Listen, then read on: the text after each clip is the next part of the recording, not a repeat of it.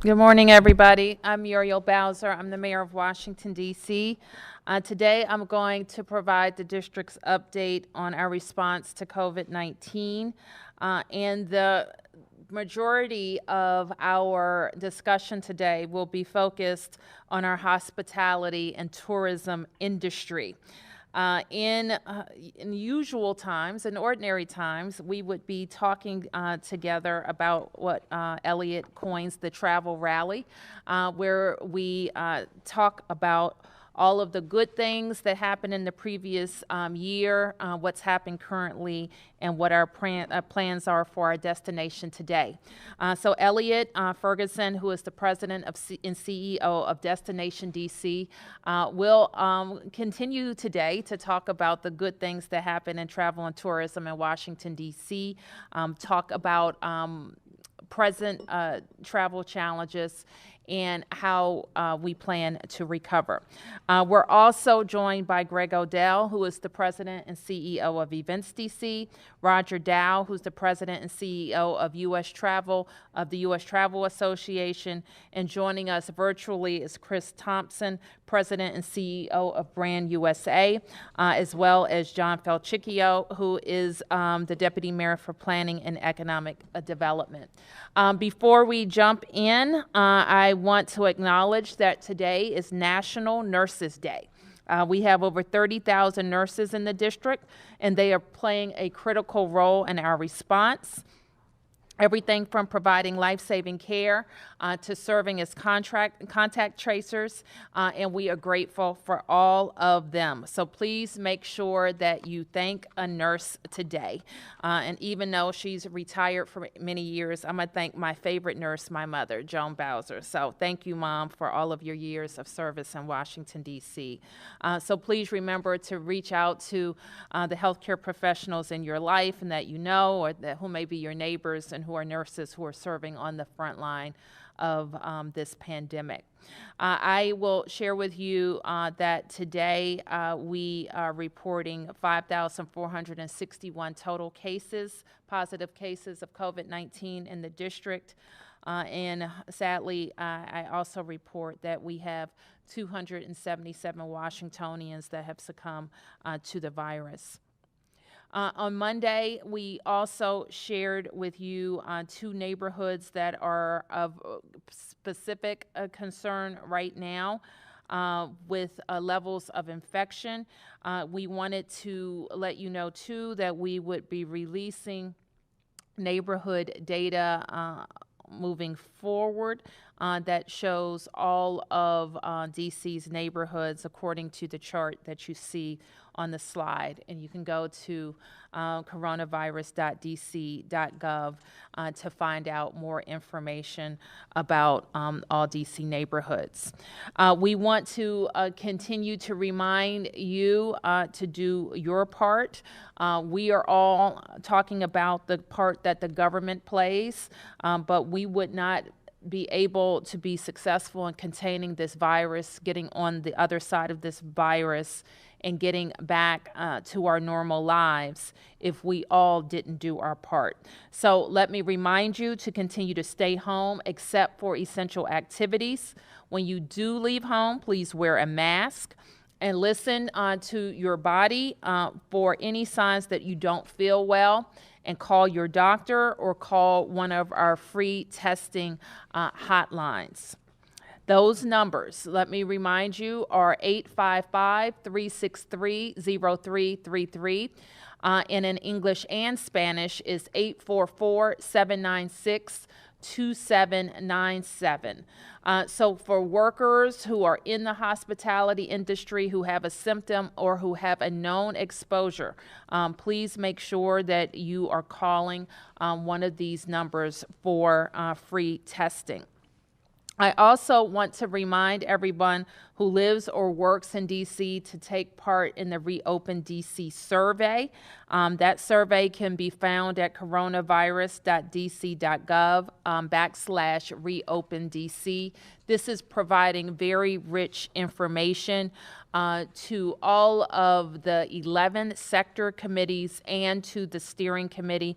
I'm pleased that over 10,000 people have responded. We're going to keep the survey open through Thursday, but we want to hear from you, and there's time to participate. So speaking of Reopen DC, two of our guests today are part of the Committee on Faith, Arts, Culture, Hotels, Entertainment, and Sports. Greg Odell and Elliot Ferguson are both part of this process, and as leaders in our city, they are helping us think through how we will open and bring attractions and events back to DC. We heard from our Chief Financial Officer just a week or so ago, who shared that about 60% of our restaurants are open right now, and they're bringing in less than 20% of their normal sales. And only about half of our hotels are open, and they are operating between 5 and 10% of their normal capacity. So we know that reflects a lot of lost wages for workers and a lot of lost revenue for our city. So an important part of planning for our recovery is thinking about how we safely bring these industries back online and what that looks like until we have a treatment or a vaccine. We know it won't all happen at once, but I'm grateful to have these outstanding leaders and thought leaders to help us think through this. I want to now turn to Elliot, who is going to begin his presentation, followed by Roger Dow and Chris Thompson. Thank you, Elliot. All right. Good morning, and thank you, Mayor Bowser, and to you and your amazing administration. We want to commend you and thank you for your leadership through this pandemic. As everyone has stated, these are unprecedented times for all of us. Now, as we talk about the importance of promoting tourism and conventions, we recognize one key thing. One, it's not safe to travel, and the importance of understanding and following the mayor's recommendations in terms of safety is extremely important. But for us, it's really about planning for the future and about recovery. Typically around this time each year, we hold what is called the U.S. Travel Association's National Travel and Tourism Week. We hold a rally to focus on all the amazing things tied to travel, specifically to Washington, D.C., and of course, the resilience of our industry as a whole. It's usually the time where we announce record visitation from previous years and detail how tourism positively impacts the economy here in D.C. Now, no matter what we talk about in terms of 2019, nothing makes up for what we're currently experiencing as a destination and, of course, globally. But I'll start with sharing the numbers to give you some insight as to how important travel and tourism is to the D.C. economy. Last year, we had record attendance with over 22.8 million domestic visitors coming to Washington, D.C., $8.2 billion in spending, and $896 million in taxes generated because of this industry. Furthermore, this industry employs over 78,000 people and jobs supported in Washington, D.C. So we had a lot of momentum in 2019, and that meant a lot for us last year in terms of the economic value of what we do. So now the question is, how do we get back on track once we are able to do so? It's going to take an aggressive marketing and promotion campaign to attract visitors back to Washington as a destination. And once again, we're going to continue to follow the guidelines by the mayor and her administration so that when the timing is right, Destination DC will continue to promote DC as a destination domestically and internationally. Now, we know one thing for a fact: our industry is all about economic development. And as we look at the impact of what we do in terms of promoting DC as a destination, the reality is for every dollar we spend on promoting DC, there's over a $3 return on investment tied to our marketing. So what that means for us is that promoting a destination like Washington, especially now, is more important than ever. Now, from a national perspective, we focus and work closely with the U.S. Travel Association as they're dealing with things on a federal level and making sure that our industry is healthy and whole, especially during times like this, by lobbying Congress. We're fortunate to serve and to have a role with the U.S. Travel Association as I play an active role with the board of directors there. And at this time, I'd like to welcome and turn it over to Roger Dow, the president and CEO of the U.S. Travel Association, to share a little bit more about what they're doing. Roger? Thank you, Elliot, and thank you, Mayor Bowser, for hosting this meeting. First of all, I'd like to commend Elliot, who's been an outstanding voice for our industry, not only here in D.C., but on the national level, as he is the national chair of our association. So we're grateful for his leadership, especially during the most critical time that I don't think he bargained for when he first took this job. I'd also like to thank Mayor Bowser for her efforts to keep residents and businesses in the District of Columbia safe, and her leadership during this crisis has been invaluable.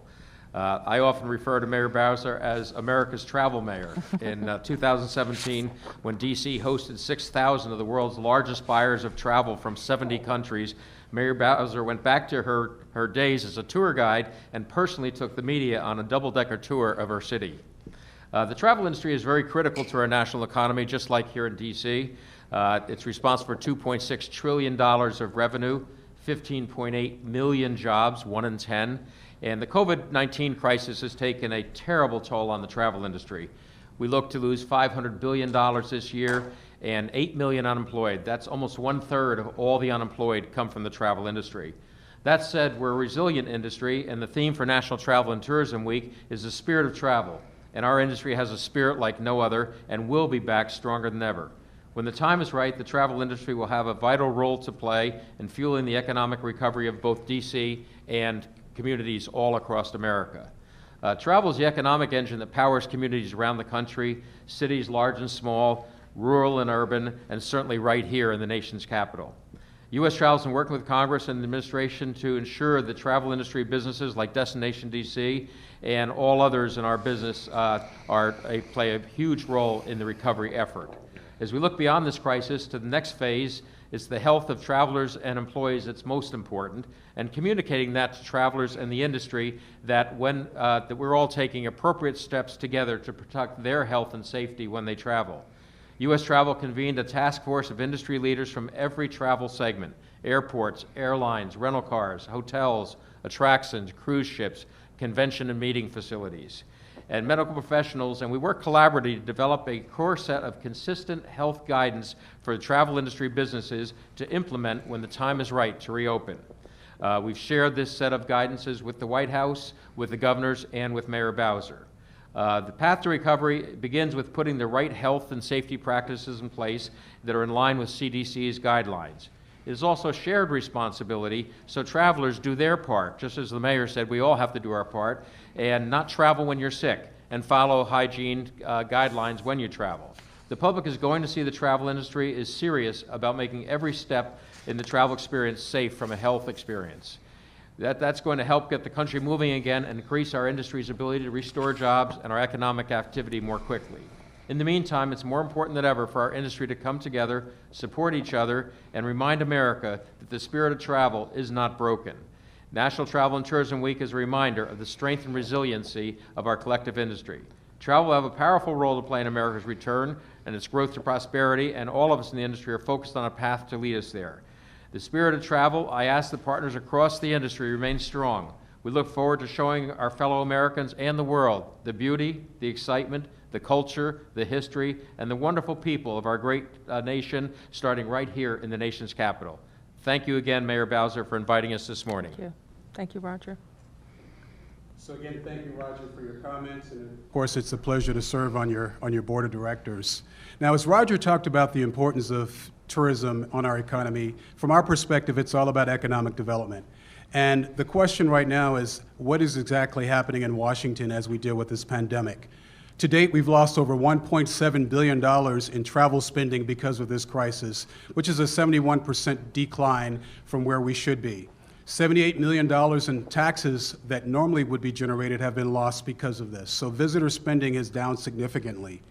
We believe from our perspective, and the mayor asks us all the time, what's next? And it's all tied to what we're going to be able to focus on in terms of promoting DC as a global and domestic destination. Recovery is tied to consumer confidence, and as the medical community has said, they're focusing on ways to manage this pandemic and its aftermath.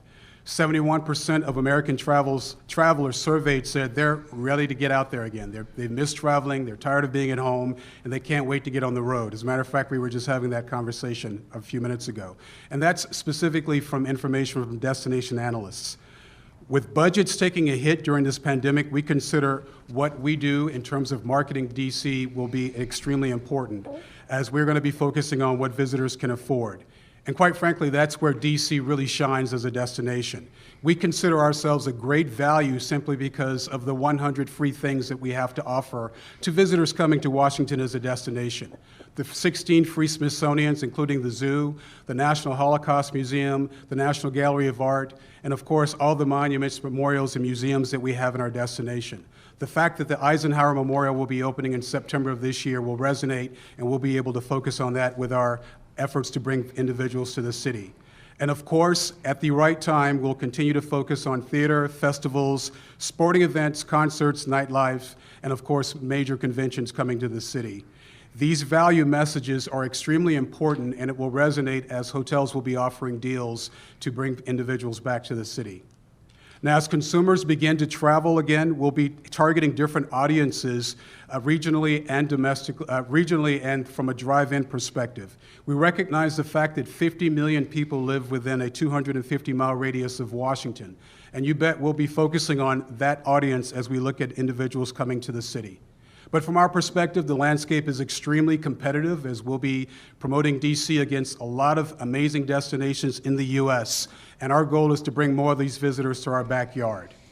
Now, from an international perspective, the numbers in terms of international visitation are not out yet, and we'll have them fairly soon.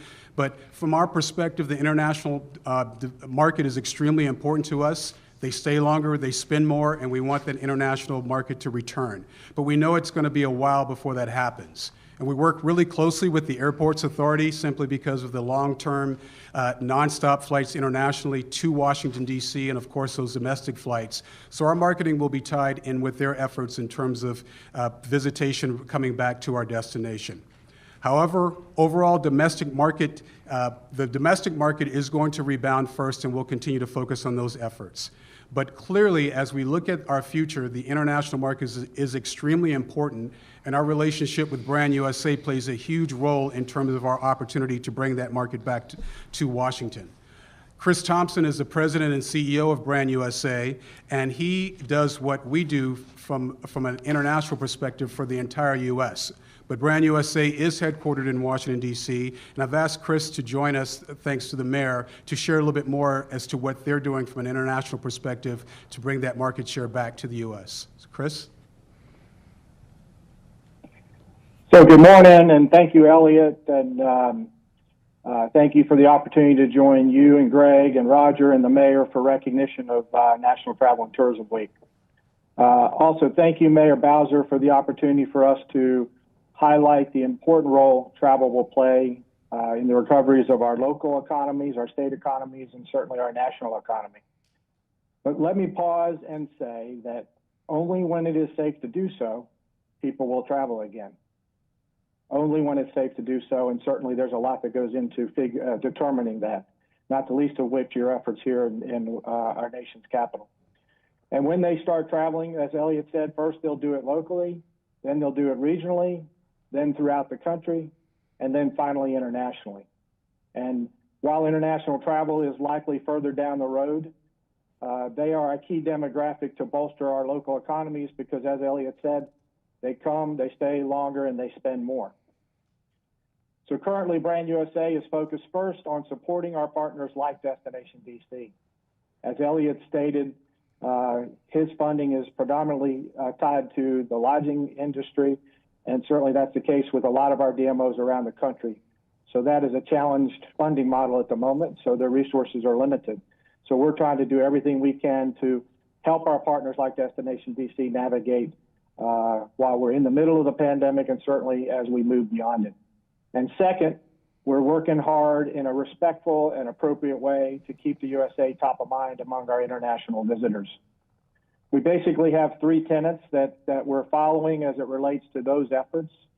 The first is that we're providing guidance, information, and insight to our partners like Destination DC.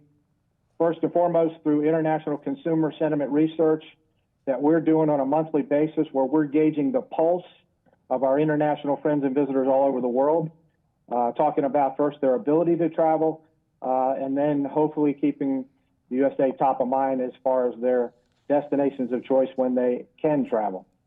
And then second, we have a massive global footprint with boots on the ground around the world, and certainly the relationships we have with our travel trade and our travel media allow us to also provide great insights that guide our strategies and guide those of our partners as we share that. The second thing we're doing, and we're doing it in a respectful way, is to try to deliver some form of hope and optimism. Certainly, we're in the middle of this pandemic, and that's the highest priority. So we've paused our paid media in our in-market activations. Nobody really wants to be promoted to at the moment. And we're really focusing on a stay at home and stay inspired campaign. We're posting organically to our 7 million hand raisers around the world who follow us on our Go USA TV channel and our social channels.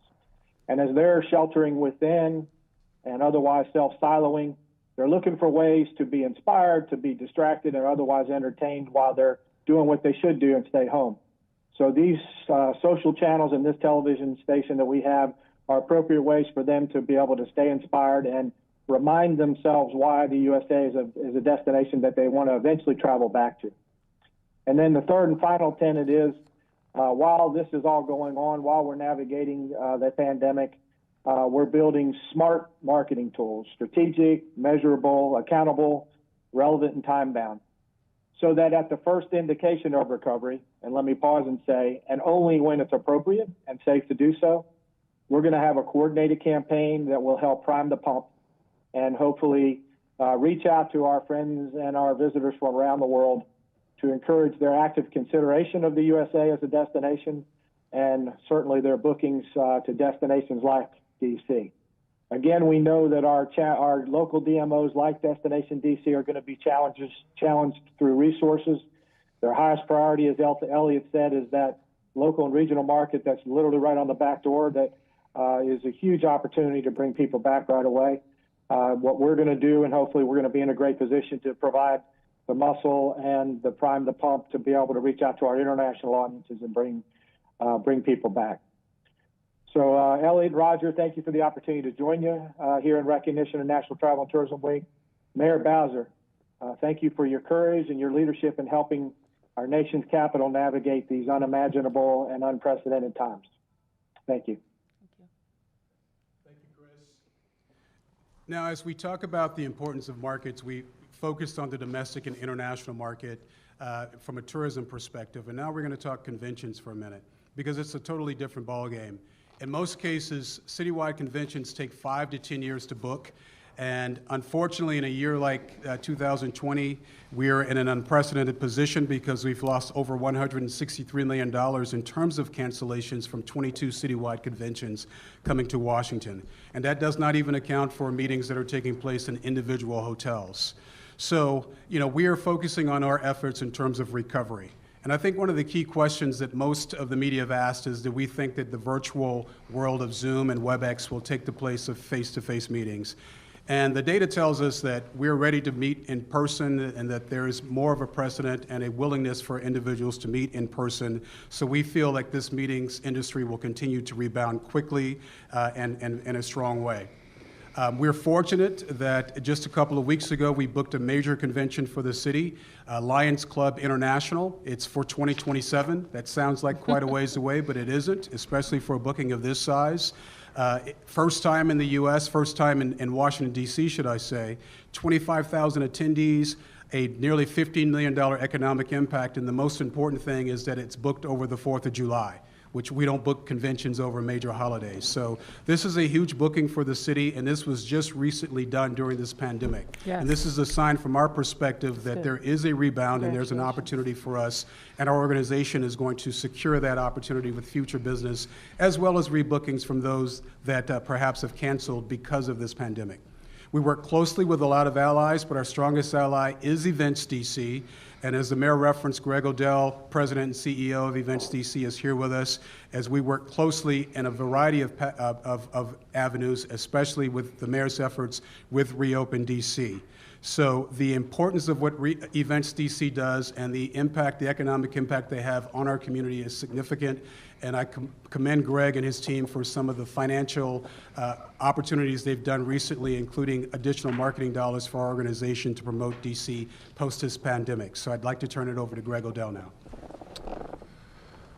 Well, good morning, and thank you, Elliot, for the introduction. Mayor, thank you for having me here. On behalf of our board of directors and our staff, it's an honor here to be with the mayor and her administration as they lead us through these unprecedented times.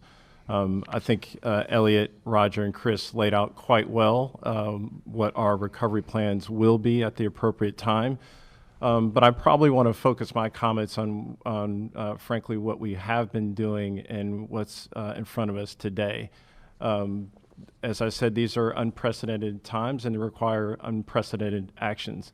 And so through our mayor's leadership and certainly as we take direction, our board has been firmly committed to first focusing on mitigation. And so we know that the first and highest priority is public health. And so we've been honored to be part of that response. And many of you certainly are aware that the convention center is being converted to a temporary hospital alternative care facility. That construction has been going on now probably for the better part of 3, almost 4 weeks. The operation should be fully ready on May 12th. I know the mayor plans to preview that operation on May 11th. We're thankful for, again, the mayor's leadership, her entire administration. It's been seamless in terms of the interaction and coordination with our team, and we have been happy to do so.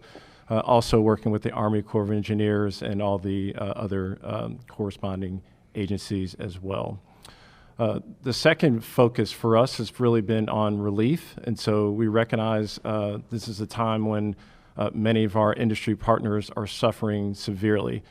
We work quite closely not only with Elliot's team at Destination DC, but also with the Hotel Association and the Restaurant Association. We fully recognize for what we do as the Convention and Sports Authority, we rely heavily on the support of our partners, both the hotel industry as well as the restaurant industry. And so the board took the unprecedented move of approving on April 9th a hospitality relief package that included $5 million in funding for the hotel industry, $5 million in funding for the restaurant industry, and then also an additional $5 million for undocumented worker community that we know normally would not have access to relief funds otherwise. And then the last component, as was mentioned, was the marketing dollars that we know at the appropriate time will activate as well. We have made significant progress on many fronts. We have finalized those programs for both the hotels and restaurants, and while we have not finalized the undocumented immigrant worker program that we spoke of, there's been lots of progress have been made. I would submit that we feel the urgency as much as anybody. We want these dollars to get to these families, and so we hope that we'll be able to announce the finalization of some programs very soon. There is probably a multi-layered or faceted approach where there's a ground game of many different organizations that will be in close communication with those families. And there's also some coordinating agencies as it relates to the processing side of that as well. And so we will announce as soon as possible when we have those plans finalized. But we're happy and honored to serve in this capacity. I think Elliot certainly showed in his presentation the impact of our industry, and we are in close communication with our customers as when the mayor has said science will lead, and when we're ready, we will be ready to operate across all of our venues and drive economic impact through the tourism and hospitality industry. But we're honored, and we will serve the role that we need to serve going forward in that process. Thank you, Mayor. Thank you. Thank you, Greg. Thank you, Greg. So I think the key thing for us is, as you've heard, to continue to focus on safety and recovery. But as the mayor has tasked us all with, one day we see that our city will reopen, and we need to be prepared and engaged to bring visitors back to Washington, D.C. So recovery is extremely important to us. Some of the things we've been doing through our website, Washington.org, is encouraging some individuals to use hashtag DC Together to promote things that are happening in Washington, D.C. The fact that, of course, restaurants are still offering services, and all those restaurants that are offering takeout are on our website, and there are opportunities to do business with those that are in our own community, which is extremely important. Of course, we've all heard from the Smithsonian and all the other avenues that are out there. There are virtual opportunities to learn more about what there is to see and do in Washington. Our hope is at the right time we'll be able to focus those efforts to bring people to Washington, D.C. as a destination. The mayor always asks, what are we doing with the local community? We're always focusing on the local community, and we are very pleased to hear that so many of you go to Washington.org to find out what there is to see and do in Washington. So our key goal is to continue to follow the mayor's lead in terms of safety and recovery, and to focus on things to see and do in Washington at the right time.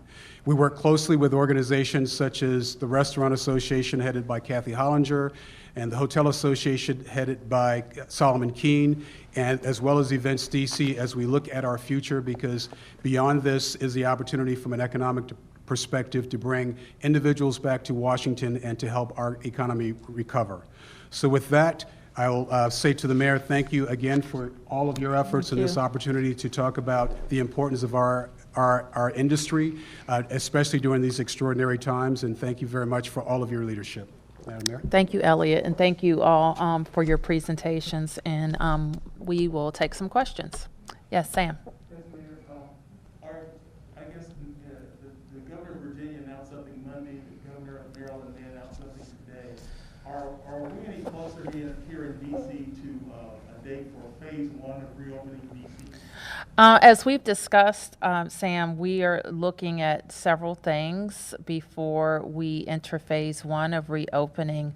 That includes a sustained period of declining cases, looking at where we are with our hospital capacity, also looking at how we are going to be able, through all the phases of reopening, to test and track people coming back into the economy. So we do not have a reopening or a phase one date at this point.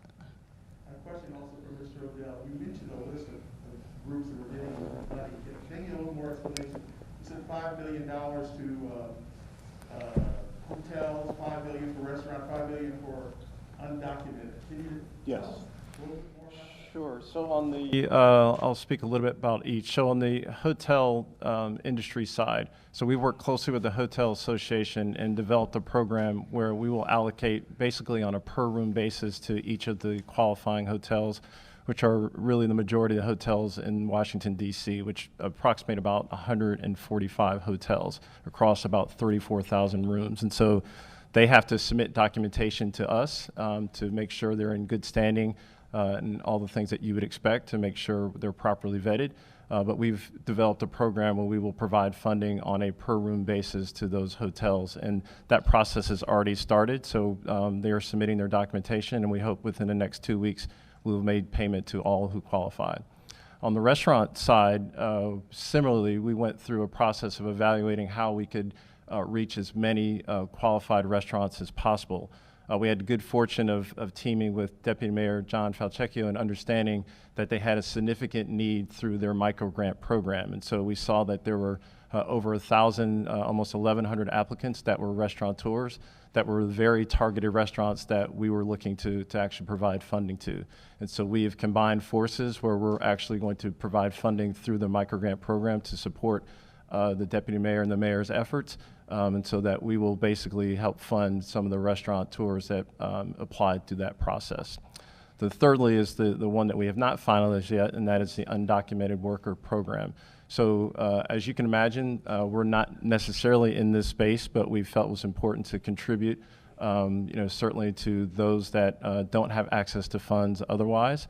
And so we've been working with the Deputy Mayor's Office. Some members of our board have spent a lot of time working with various organizations that actually work directly with those families.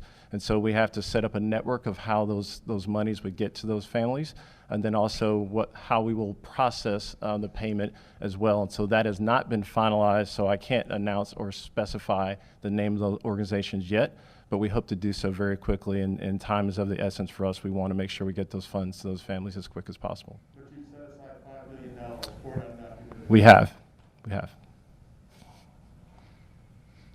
Mr. Ferguson, just a quick clarification on your numbers that you're giving out about the $1.7 billion in taxes. Is that Washington D.C. specific, or is that a regional impact that your figures reflect? That's specific to Washington, D.C. All the numbers that you're giving us are just in Washington D.C. Everything is specific to D.C., I yes. appreciate that very much. Mayor Bowser, if I could ask you, Virginia Governor Northam has said that they're going to start reopening restaurants and whatnot in Virginia. Ocean City Boardwalk, while the weather may not be awesome, will open this weekend. What are your concerns about district residents who are still in a stay-at-home order, going down to their beach houses over the weekend, going over to Virginia so they can sit in a restaurant, and then coming back into the city? And did you convey any of these concerns to the governors of Maryland or Virginia? Oh, well, let me say, D.C. residents and D.C. government employees are under a stay-at-home order, and they should only be going out for essential work, exercise, food, medicine, and supplies. That stay-at-home order has not changed. What we know is that when the economies, whether they're around us or around the nation, start opening up, that more people will get infected. We know that. And we've seen that with all the model changes, as we start reopening, come out of social distancing, more people will get infected. So DC residents who are participating in non-essential activities, no matter the jurisdiction, put DC, their households, their neighbors, people they're on public transportation with, at risk. And that's why we continue to be in the stay-at-home posture, and that's why we continue to watch our cases very, very closely. Does it concern you, and have you talked to either of the governors that they are somewhat out of sync with what's happening here? Well, I don't know exactly where they're going to land in Virginia. I don't think the state of Maryland's posture has changed, but I don't know where they're going to land. I think that the governor said he would be making some decisions by May 15th in Virginia. Any thoughts on last night? We saw, not just in D.C., but around the region, crowds at Mexican restaurants for Cinco de Mayo, not social distancing at all. Any thoughts on that? And were there any incidents in D.C. that police or inspectors responded to, took any action last night? I don't know about actions. I haven't gotten that report yet, but D.C. police responded to at least a couple of locations that I'm aware of. I think people want to celebrate Cinco de Mayo. I celebrated Cinco de Mayo at home. And I think what we saw is some restaurants really who switched their model from dining in to carrying out. They just weren't prepared for it. So we help move people along. Mayor Bowser. Yep. I have a question for Mayor Bowser and Mr. Ferguson. Yes, James. Mayor Bowser, just want to clarify something. Recon is not going to take place this year. The International Council of Shopping Centers. It was canceled, I believe, right, John? I think they canceled it in April. Yes. That would have been next week. Right. Okay. And Mr. Ferguson, Or the week after. One of the things that Washington, D.C. never has to worry about in terms of being a tourist destination is because it's the nation's capital. Indeed, in many parts of this country, coming to Washington, D.C. is like a lifetime trip. As this pandemic slows down and gets down, are you going to really bring up the point about this being like a lifetime trip to come to Washington? Well, we'll continue to focus on the diversity of the visit to Washington, D.C. It's really interesting how the global community specifically and nationally, how they perceive DC as a destination. We love the fact that people come for monuments, memorials, and museums, but in some cases, they have a perception that DC is not as exciting as other cities. So what we do focus on would be those traditional rites of passage. Right now, we would normally be flooded with 8th graders coming to the city. We love them. The economic impact of their 8th grader is not as great as others. So we want them to come, and then we want them to come back 10 and 15 years later. But from our perspective, we're looking at making sure that that visitors understand how diverse DC is a destination. So we do focus on theater, nightlife, sporting events, outside activity, and all those, of course, our great restaurant scene, because from our perspective, that is sometimes lost as it pertains to individuals wanting to come to DC for the federal experience, but not recognizing the fact that we have all these other amazing things in which they can enjoy. One of the things I appreciate the most from an international perspective is that when we have journalists come, and Roger referenced earlier that the mayor played a huge role in us welcoming journalists here a few years ago, is that they have no idea how green we are, the fact that we have 2 amazing rivers, the historic perspective of DC, the architecture of our city, and these are the things in which we want to also focus on above and beyond coming for the traditional reasons. You just highlighted a great way for the Reopen Committee to talk about reopening. Because what I heard in your question is, this is a lifetime trip. This is the Washington that your grandfather told you about. And that's great. That is part of what Washington is. But for a lot of people, they need to understand all of the things that have been added to the Washington experience. And so I think the reopening will give even a new spin to what Destination DC does with that story every day. Okay, Bennett from the Washington Post. Hi, first question is about events tourism. Can one of the officials explain what kind of a message you'll want to send to visitors who are going to be wary of going to theaters or restaurants in a coronavirus world? How are you going to retool your message to make DC a priority for domestic visitors?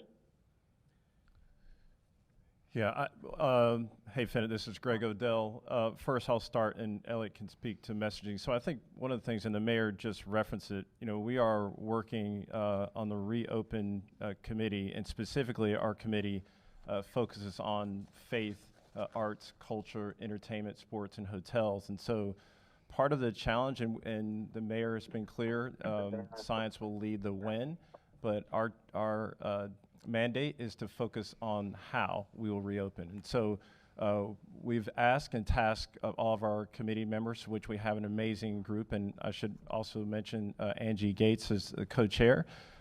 We've focused on what creative and innovative solutions can we come up with that would be potential for how we reopen some of these venues and attractions that you speak of. And we should all think that we're not going to just return to normal operations. Like, we may never see normal operations again, and it will really force us to think about our businesses differently. And so the first step, I think, is to first reimagine what that will look like when the appropriate time.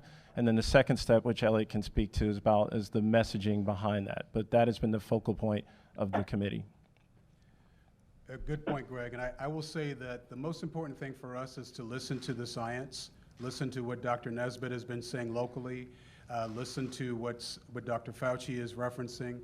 I'll say that there are 2 concerns that I have. One, the messaging has to be consistent, so that as U.S. Travel Association is focusing on recovery and listening to what the Hotel Association, the National Hotel Association, is focusing on, that we're looking at guidelines that are really clear and not confusing to visitors coming to the city. So we'll use our website, Washington.org. Of course, we'll team with our city in terms of data that they have to make sure that visitors know exactly what to do and expect when they're coming to the city. As was referenced by Greg, Reopen DC is giving recommendations to the mayor in terms of things that make sense in the various sectors in which we focus on as a destination. So we're going to rely on them to give us the specifics that we can put on our website in terms of safety, coming to the city and expectations, and then we'll focus on things in which they can see and do and make sure that they're aware of what is expected at whatever that venue is, be it a sporting event or a concert or a major event that's happening in the city when the time is right for that. Thank you. All right, thank you. And then, Mayor Bowser, I know we've discussed Virginia's announcement. A lot of residents have been hearing the message from you, Northam, and Hogan is that there's going to be some consistency across the Washington region for reopening. So what do you say to the residents who see, oh, well, Virginia looks like it's about to take steps? Is D.C. In coordination with Virginia to also start opening up later in May? I think I've answered that question. I'm not sure how your question is different. Well, what I'm asking is that we've been hearing consistently that the Washington region will be consistent. You've told us that D.C. doesn't have a specific date for reopening, but we're hearing that in Virginia they are looking at a specific date. So are you still working coordination with the governors of Maryland and Virginia, or are all of you doing your own thing at this point? Well, Fennett, I'm the mayor of Washington, D.C., and I am going to do what's best for our jurisdiction, including letting the governors that surround us know what the data say in Washington. Now, what we see in all of the jurisdictions, D.C., Maryland, and Virginia, are growing case counts and continued community transmission. So we know that opening up and people mixing in various ways are going to lead to increased infections. We know that. And we do think that seeing decreasing case counts, increasing testing and contact tracing is the only way to open up safely. So we are focused on essential activity in our city. That's what we will continue to tell our residents and DC government employees, no matter what jurisdiction they're in, that staying at home is the only way that we're going to be able to safely open up. David from USA Today.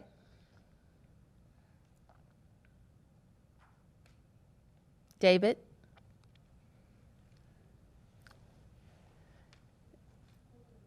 Okay. No David from USA Today. We'll try to come back to you. Martin from WAMU. Martin? Hey, Mayor Bowser, it's Martin Osimo it's Martin from WAMU here. So you guys released data today down at the neighborhood level, much more granular than you've been releasing in the past. Obviously, a lot of people might be looking at this now and jumping to conclusions about what it says about their neighborhood and should they be concerned. Well, first off, can you just address if there's any kind of reason or why you think there's a certain spike in cases in places like Columbia Heights and 16th Street Heights? And then the second question being, what's the message to residents who might live in these neighborhoods that have higher case counts? Should they be nervous? Should they do anything different? Or is it just, or should they not draw conclusions? Well, I don't know that we can say anything definitively, and I don't know if I would call it a spike. I think those cases may have been trending higher throughout the response, but I would have to have Dr. Nesbitt address that. What we're focused on right now, Martin, is commercial activity as well as types of jobs and housing types as possible factors in why we see more cases.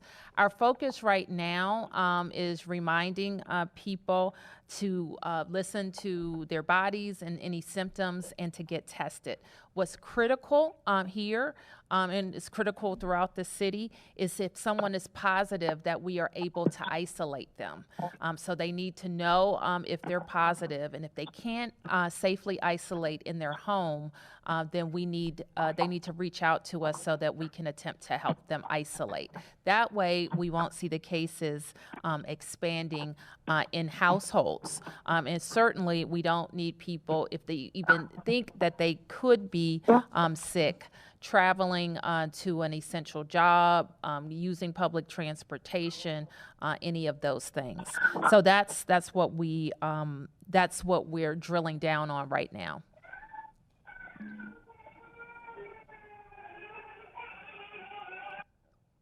Okay, Ashraf from AP. Yes, thank you very much, Mayor Bowser. I have a question about the bits of the federal government appear to be reopening or warming up to a reopening in fits and starts. The Senate, of course, is functioning, has resumed functioning. The IRS is talking about bringing employees back in limited numbers into their offices. It seems to be going agency by agency. So I'm wondering how much coordination your administration has with OPM on this issue. I mean, these are residents; they're taking public transport into work if they're called back into work. Can you talk a little bit about the level of coordination that's involved in something like that? Sure. We, of course, have been in contact with OPM. We have been in contact with OPM on a regional level where we have encouraged them to maintain as much telework as possible. You will recognize that government work is essential work and it is excluded from the stay-at-home order. However, if you look at our own government, D.C. government, we have about 40% of D.C. government workers reporting to a workplace, including some of the fine people that are supporting this press conference. But 60% of the people are working at home. We think that is a greater number of federal workers are working at home. Actually, a greater percent of federal workers are working at home. And we continue to encourage the federal government to maintain that posture. We do know, however, that operational needs may necessitate some changes for some work classes that they may need to be in person to do their work. And I have to make similar decisions at D.C. government depending on what our needs are. Okay, back to David from USA Today.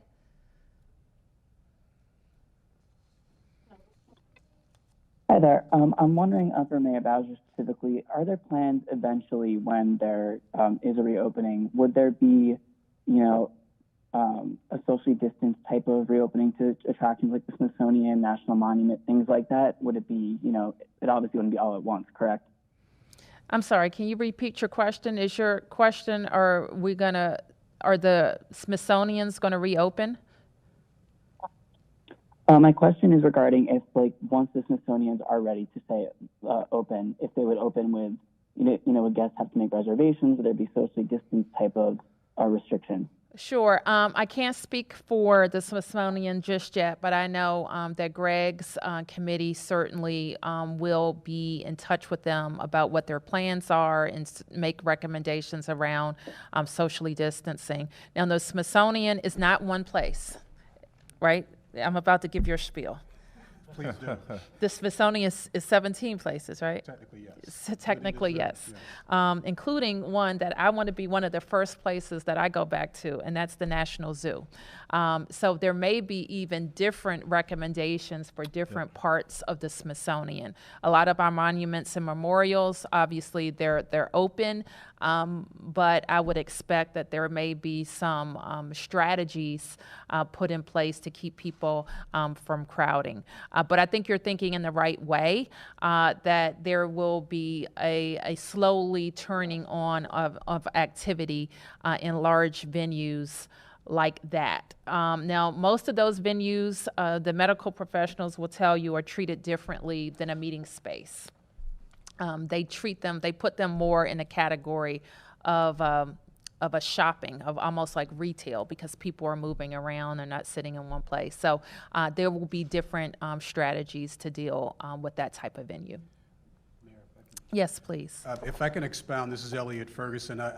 We've been in contact with the Smithsonian's. They're on the board of directors for Destination DC in terms of the plans that they have in place. I know that they are internally discussing exactly what to expect, and we've made some recommendations to them in terms of the customer experience. Our primary concern is that with social distancing and things that will be in place as everything reopens at some point, we want to make sure that the experience is not one that is a deterrent for visitors possibly wanting to come to Washington, D.C. as a destination. So as the mayor referenced with the Reopen D.C. committee that Angie Gates and Greg Odell co-chair, they have been talking to us, and we hope to be able to share some insight very soon as to what they're planning at this point. Okay. All right. One last round. Well, I have two, if you don't mind. Oh, of course. Quick, I'll make them quick. So, maybe for Mr. O'Dell and Mayor Bowser, several independent venues around the country have banded together and they've hired Aiken Gump to lobby Congress on their behalf. Yep. 930 Club, U Street Music Hall, Pearl Street, the venues that people come to from out of state that you're talking about Sure. preparing for.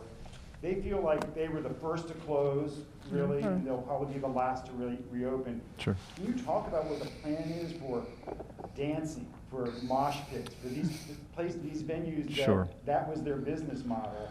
It was completely anti-social distancing. Sure. How do they get, and when do they get back on their feet? Sure. No, it's a great question and point, Mark. So you're absolutely right. And, all the other venues that frankly are in the mass gathering business, we're all in the same boat. We were the first to close and could be conceivably the last to open. Having said that, that is exactly the task before us on the reopen committee that the mayor referenced and that we've talked about today. So the plan hasn't been finalized, but I will say many of the stakeholders that you mentioned are part of the committee, or they've been directly included in that process as part of the outreach. And so we were pushing everybody to get as creative as possible or innovative. Again, health will lead as to whether we can open, but we're going to hopefully come up with some solutions as to when the time is right, how they will open in some phased reopening process. And so at the mayor's direction, we'll release that report as part of her overall strategy. We will address some of those elements, and some of them, frankly, may be in a later phase because you can't necessarily mitigate those factors. And Mayor Bowser, if I could just follow up with you quickly on your mask this morning, an RBG mask. I'm assuming you wore that because of her being in the hospital. I'm just wondering if you have any words to anybody. I did. I got a very nice, a DC resident sent me some masks that have a lot of different designs, and one of them was for Madam Justice. We understand that she's under the weather, but working today from her hospital bed. So we want to wish her a very speedy recovery. Yes. I want to follow up sort of on what Mark was talking about. In the fall, you have two large events that occur here in D.C. That's the Congressional Black Caucus Legislative Foundation meeting. And of course, and he was here last week, Howard University's homecoming. Have you gotten any sense from either of those institutions about what they're going to do in the fall? Yes. So actually more than two. So we have a pretty extensive schedule or in terms of our fall lineup of conventions alone. And we're focused obviously talking about conventions, but this includes our sporting events and the other. But on those specific ones, we've been in constant communication with those customers. First and foremost, we have not canceled those events that are in the fall, but we're discussing with them, obviously, any plans for if we either have to cancel or how they may restructure their events. And so I don't want to get ahead of them because they are still working closely internally to also figure out how they reconfigure. But I will say, broadly speaking, that is the case for the majority of our customers, and we are in close communication with all of them on a regular basis. We had to do this as we looked at our spring lineup and then the summer lineup, and some of them obviously have been canceled in the spring and summer, but for the fall, we have not canceled a lot of those events, or they have not decided to cancel, and we're looking at, one, if it's feasible, but again, we'll be led by the science as to whether we can have those meetings, and if we do, what they will look like. Okay. All right. Yes, sir. Just quickly, Mr. O'Dell, one thing you did say that just got me, you said we're not going to return to normal operations. We may never see normal operations again. What do you mean by that? Sure. So I think, too often we all focus on the impact as opposed to what could be the possibilities. And so, yes, we're going to have mass events again, so please don't mischaracterize me or thinking that we won't return to having huge conventions. But it also will allow us to think differently about how we adapt to these situations and still have some continuous operations. And so As an example, Elliot made reference that there is the digital event experience that we've all seen, and ironically, many people thought that would be a threat to the face-to-face meetings, as an example. Well, anecdotally, we've seen, and actually some studies have shown that once you've had a digital event or experience, particularly as part of your live event, it's actually increased the attendance in the prior year because people then wanted more content. And so I think this is an opportunity for us to think about how we address all the event activities and programs that will change dramatically, that may still have some existing elements or programs that we spoke of, but we should challenge ourselves and think about how we can actually do our events differently. And we're doing that for our venues, and we know our customers will also do that for their own experiences. All right. Thank you, everybody. Thank you.